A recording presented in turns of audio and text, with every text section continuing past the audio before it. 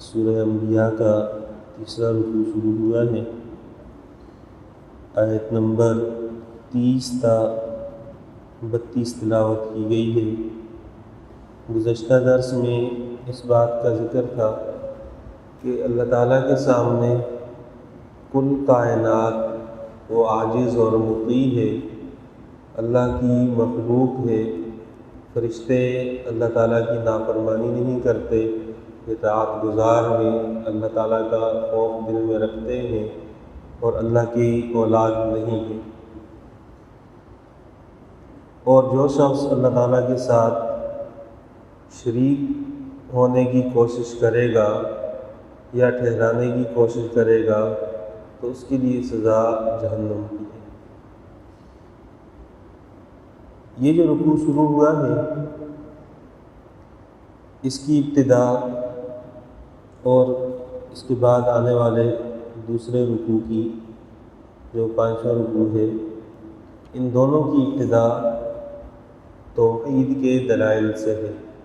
وہاں ابراہیم علیہ السلام کی دعوت کا ذکر ہے اور یہاں اللہ تعالیٰ نے پوری کائنات کو سوچنے کے لیے چند ایک موٹے موٹے دلائل سامنے بیان فرمائے ہیں کہ جو ایسی چیزیں ہیں کہ جن کو ہر بندہ سمجھتا ہے، جب ان میں غور و فکر کرے گا تو وہ سمجھ جائے گا کہ کوئی ذات ہے جس نے جہان بنایا ہے، اب اطاعت اسی کی ہونی چاہیے۔ آپ حضرات الفاظ کا ترجمہ دیکھ لیں۔ اولم یر الذین کفروا، کیا یہ کافر لوگ نہیں دیکھتے؟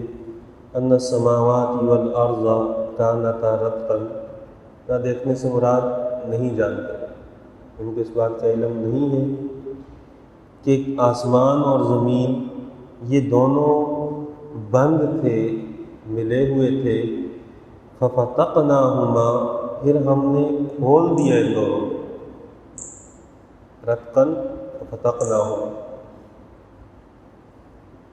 حضرت عبداللہ ابن عباس رضی اللہ تعالیٰ عنہما مجلس میں بیٹھے ہوئے تھے۔ عبداللہ ابن عمر رضی اللہ تعالیٰ عنہما کے پاس ایک شخص آیا، اس نے آ کر کہا کہ مجھے آپ یہ سمجھائیں کہ یہ جو رتقا ففتقناہما ہے اس کا کیا مطلب ہے کہ بند تھے پھر دونوں کھول دیے؟ تو عبداللہ ابن عمر رضی اللہ تعالیٰ عنہما نے اس بندے کو حضرت عبداللہ ابن عباس رضی اللہ تعالیٰ عنہما کے پاس بھیج دیا کہ جائیں ان سے پوچھیں اور جو جواب وہ دیں پھر وہ آپ مجھے ہی بتا دیں۔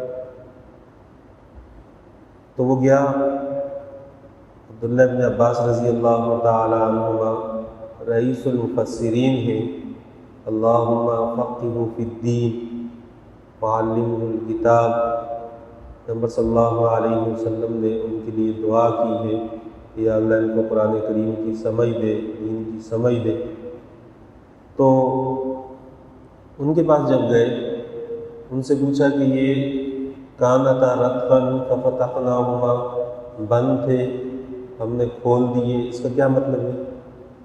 تو عبداللہ ابن عباس رضی اللہ تعالیٰ عنہما نے فرمایا کہ پہلے زمین نباتات نہیں اگاتی تھی، بند تھی، آسمان بارش نہیں برساتا تھا، بند تھا، پھر اللہ نے دونوں کو حکم دیا کہ آسمان بارش برسائے اور زمین فصل اگانا شروع کرے تاکہ لوگوں کے لیے زندگی کے اسباب پیدا ہونا شروع ہو جائے۔ تو اللہ تعالیٰ نے اس چیز کو بیان فرمایا ہے۔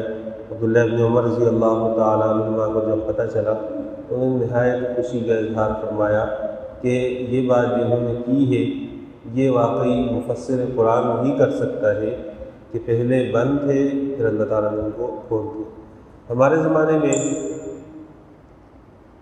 جو ابھی سلسلہ ہے فلکیات کے جو ماہرین ہیں وہ تو اس چیز کو تسلیم کرتے ہیں، بلکہ ان کا یہ دعویٰ ہے کہ زمین کا یہ جو ٹکڑا ہے یہ کہیں سے الگ ہو کر آیا ہے، مستقل بھی ذات نہیں ہے، پہلے کہیں ملا ہوا تھا پھر اس کو کھولا گیا ہے اور الگ کر کے پھینکا گیا ہے۔ لیکن قرآن کریم نے یہ جو دعویٰ کیا ہے اور بیان کیا ہے اس زمانے میں تو اس چیز کا تصور بھی نہیں تھا، اور کیا فلکیات اور کیا سائنس اور کیا ٹیکنالوجی، کچھ بھی نہیں تھا۔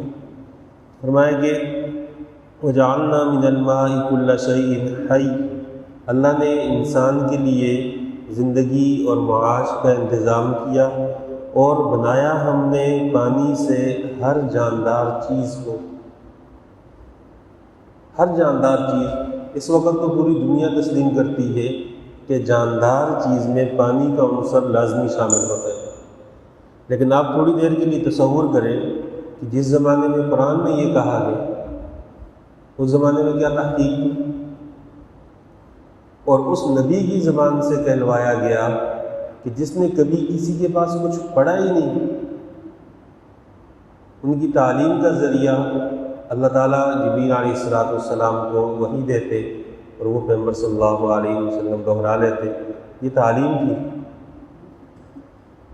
کسی کے پاس بیٹھ کر تو نہیں پڑھا۔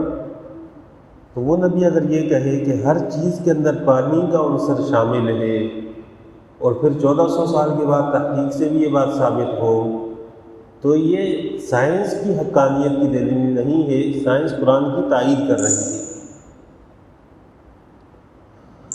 حضرت ابو ہریرہ رضی اللہ تعالیٰ عنہ کی روایت میں ہے، وہ پیغمبر صلی اللہ علیہ وسلم کی مجلس میں تشریف لے گئے اور عرض کیا، یا رسول اللہ، میں جب آپ کو دیکھتا ہوں تو بہت خوش ہو جاتا ہوں، میرا دل انتہائی خوشی محسوس کرتا ہے جب آپ کی زیارت ہوتی ہے۔ آپ مجھے یہ بتا دیں کہ اللہ نے یہ جو مخلوق پیدا کی ہے، اس کی اصل اور حقیقت کیا ہے؟ پیغمبر صلی اللہ علیہ وسلم نے فرمایا کہ اصل اور حقیقت یہ ہے کہ ہر چیز کو پانی سے پیدا کیا، ہر چیز کو اللہ نے پانی سے پیدا کیا، جو بھی جاندار چیز ہے۔ انہوں نے کہا، یا رسول اللہ، کوئی ایسا عمل بتا دیں کہ میں جنت میں چلا جاؤں۔ پیغمبر صلی اللہ علیہ وسلم نے فرمایا کہ افشوا السلام، سلام کو پھیلاؤ، آتے جاتے لوگوں کو سلام کرو، وَأَطْعِمُوا الطَّعَامَ، کھانا کھلاؤ لوگوں کو، وَصِلِ الْأَرْحَامَ، صلہ رحمی کرو، رشتہ داروں سے تعلق اچھا رکھو، اور وَصَلِّ بِاللَّيْلِ وَالنَّاسُ نِيَامٌ، کہ جب رات کو لوگ سو رہے ہوں تو اٹھ کر نماز پڑھنی کرو، اس کو ہم تہجد کہتے ہیں۔ تو جب یہ سب کچھ ہو جائے گا تو اس کے بعد جنت میں سلامتی کے ساتھ چلے جاؤ۔ تو اس حدیث میں بھی اس کا ذکر ہے کہ اللہ نے ہر چیز کو پانی سے پیدا کیا، فرمایا فَلَا يُؤْمِنُونَ، یہ مانتے نہیں ہیں، یہ ایمان نہیں لاتے، جبکہ اللہ نے یہ نظام بنایا ہے۔ وَجَعَلْنَا فِي الْأَرْضِ رَوَاسِيَ، اور بنایا ہم نے زمین میں بوجھ، پہاڑوں کی شکل میں ایک بوجھ ہے، أَن تَمِيدَ بِهِمْ، کہ وہ لوگوں کو لے کر مضطرب نہ ہو جائے، حرکت نہ کرنے لگے۔ معید کا لفظ اصل میں استعمال ہوتا ہے اضطراب کے لیے۔ یہ مولوی صاحب اس کا آج کچھ کریں، نبی صاحب یہ آپ کو بھی آواز دے رہے ہیں۔ تو معید کا لفظ استعمال ہوتا ہے اضطراب والی حرکت کے لیے۔ ایک معنی تو جمہور مفسرین نے جو کیا ہے کہ اللہ تعالیٰ نے زمین پر پہاڑ بنائے کہ یہ زمین حرکت نہ کرنے لگے اور مضطرب نہ ہو جائے، یہ معنی تو عام طور پر مفسرین نے لیا ہے۔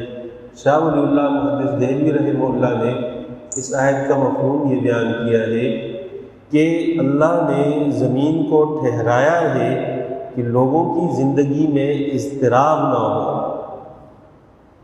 ورنہ اگر زمین ہلتی رہتی تو لوگ بھی پریشان رہتے، ان کے لیے بھی کوئی سکون اور اطمینان کا ذریعہ نہ ہوتا۔ تو اتنی بڑی دنیا بنائی، کائنات بنائی، اس کو پھر زمین کو جما کر رکھا۔ ہم ایک چھوٹا سا گھر بناتے ہیں اور اس گھر کو جمانے کے لیے اور اس کے فرش کو مضبوط کرنے کے لیے ہم کتنی محنت کرتے ہیں۔ اور اللہ نے پوری دنیا کو اتنا مضبوط بنایا ہے کہ بندہ اس پر چلتا ہے اور اس کی وجہ سے چلنے کی وجہ سے اندر نہیں دھنستا، اتنی نرم بھی نہیں ہے کہ اندر چلا جائے، اور اتنی تھکانے والی بھی نہیں ہے کہ بندہ پاؤں رکھے اور چند قدموں کے بعد تھک جائے۔ اللہ کی طرف سے یہ خاص ایک نظام ہے۔ فرمایا کہ وَجَعَلْنَا فِيهَا فِجَاجًا سُبُلًا، ہم نے اس میں کشادہ راستے بنائے، لعلہم یہتدون، تاکہ لوگ راہ پا جائیں۔ اللہ کی طرف سے ایک بہت بڑا انعام ہے راستوں کا کشادہ ہونا۔ اللہ کی طرف سے نعمتیں ہیں، ان نعمتوں کو سامنے رکھا جائے۔ جب کسی جگہ کا تعین کرنا ہو اس کے راستوں کو خاص طور پر ملحوظ رکھا جائے۔ وَجَعَلْنَا السَّمَاءَ سَقْفًا مَحْفُوظًا، اور ہم نے آسمان بنایا جو محفوظ چھت ہے کہ جس کے گرنے کا اندیشہ نہیں ہے۔ ہاں جب اللہ چاہے تو اس وقت پھر آسمان بھی ٹوٹ جائے گا اور سارا نظام ختم ہو جائے گا، قیامت آ جائے گی، پھر تو ٹھیک ہے، لیکن خود سے آسمان گرے ایسا نہیں ہے، مضبوط چھت ہے آسمان کی۔ اور وَهُمْ عَنْ آيَاتِهَا مُعْرِضُونَ، لوگوں کی حالت یہ ہے کہ وہ ان نشانیوں سے غافل ہے، اعراض کیے ہوئے ہیں۔ جبکہ انسان اگر تھوڑا سا تفکر کرے، غور کرے کہ مجھے تھوڑی سی جگہ بنانے کے لیے کتنا کچھ سوچنا پڑتا ہے اور کتنا نظام میں بناتا ہوں، یہ جو اتنی بڑی دنیا ہے آخر یہ بھی تو کسی نے بنائی ہے، تو جس نے بنائی ہے اس کی کیا مرضی ہے کہ زندگی کس طرح گزرے۔ جو بندہ یہ سمجھ گیا دنیا آخرت میں کامیاب ہے۔ اللہ تعالیٰ سے دعا ہے قرآن تعلیمات پر عمل کرنے کی توفیق عطا فرمائے۔